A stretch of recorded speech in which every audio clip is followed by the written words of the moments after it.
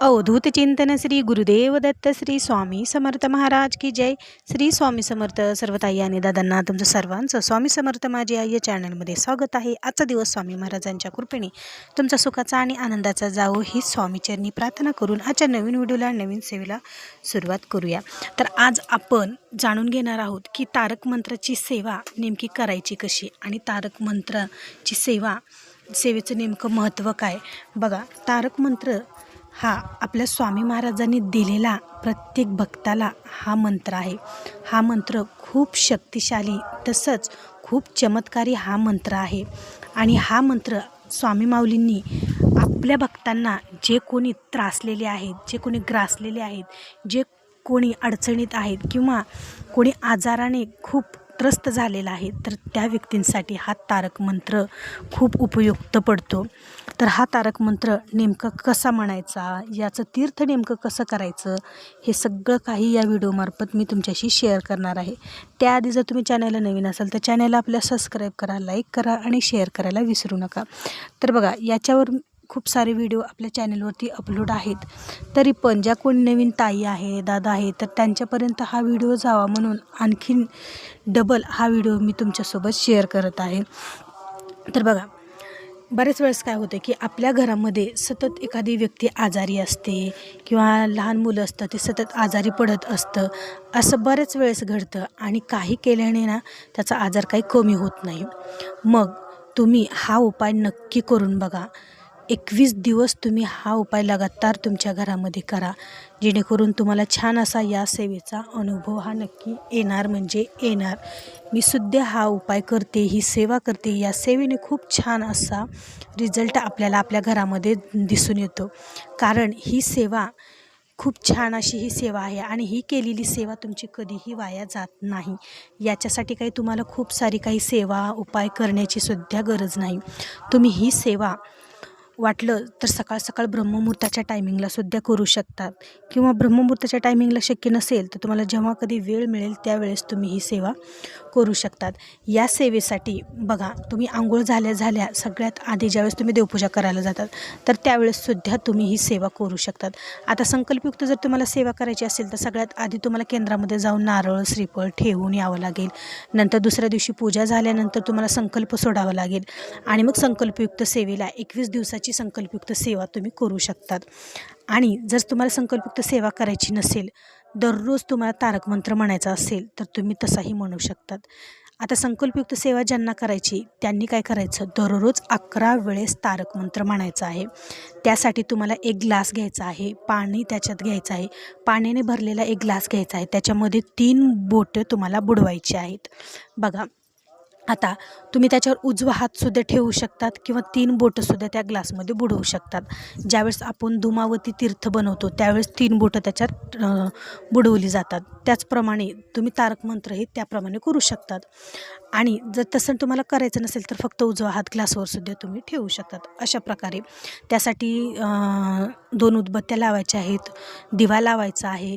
दिवा प्रज्वलित करूनच या सेवेला सुरुवात करायचं आहे. आणि म्हणजे उजवा हात त्या ग्लासमध्ये बुडवा 3 बोटे किंवा उजवा हात त्या ग्लासवर ठेवा. अशा पद्धतीने तुम्हाला ही सेवा करायची आहे. आता तुम्हाला 11 वेळेस दररोज नियमित 11 वेळेस तारक मंत्र म्हणायचा आहे. 21 दिवसाची तुम्ही संकल्पयुक्त सेवा करणार आहात तर 11 वेळेस तुम्हाला दररोज तारक मंत्र म्हणायचा आहे. आता तारक मंत्र फास्ट एकदम म्हणायचा नाही, तर एकदम स्लो आणि एकदम हळू आवाजात, म्हणजे तुम्हाला स्वतःला तो तारक मंत्र ऐकायला यावा. घरातसुद्धा त्या तारक मंत्राचं पठण व्हावं, जेणेकरून तुमच्या आवाजाने घरातील जी काही निगेटिव्हिटी आहे तर ती सगळी काही निघून जाते आणि तुमच्या त्या आवाजाच्या ऊर्जेने, तारक मंत्राच्या ऊर्जेने घरामधील जी निगेटिव्हिटी आहे ती निघून जाऊन घरात एक पॉझिटिव्ह वातावरण तयार होतं आणि घरात एक वेगळीच ऊर्जा पण घरामध्ये आपल्या येते. तर अशा प्रकारे तुम्हाला 11 वेळेस एकदम शांत, म्हणजे एकदम स्लोमध्ये, निशंक हो निर्भय हो म्हणारे, प्रचंड स्वामी बळपाठीशी रे, अतर्ग्य अवधूत हे स्मरणगामी, अशक्य हे शक्य करतील स्वामी. अशा प्रकारे तुम्हाला हा तारक मंत्र म्हणायचा आहे. आणि नंतर जे तारक मंत्राचं तीर्थ म्हणायचं झाल्यानंतर बघा, जो ग्लास असतो तर त्याच्यात आपण उजवा हात ठेवलेला असतो. कोणी त्याच्यामध्ये 3 बोटं ठेवली, म्हणजे 3 बोटं बुडवलेली असतात.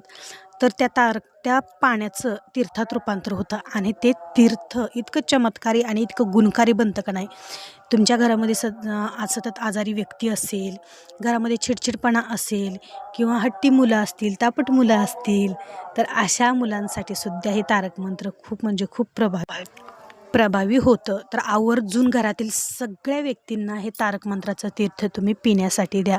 बघा, तुम्ही स्वतः अनुभव घ्याल किती छान हे तारक मंत्राचं तीर्थ आणि किती उपयुक्त असं आणि किती गुणकारी हे तारक मंत्राचं तीर्थ असतं.